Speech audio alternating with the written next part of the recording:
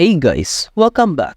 In today's video, I will be showing you how to convert a page to a database. So let's get started. To convert a page into a database in Notion, follow these steps. Start by creating a new database.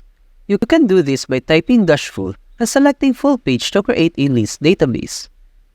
Give your new database a name, such as How-To's Database. Drag the pages you want to convert into the database. These pages will now become database entries.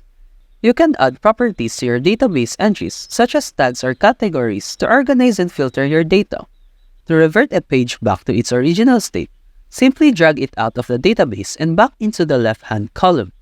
By following these steps, you can easily convert a page into a database in Notion and take advantage of database features like filtering and organization.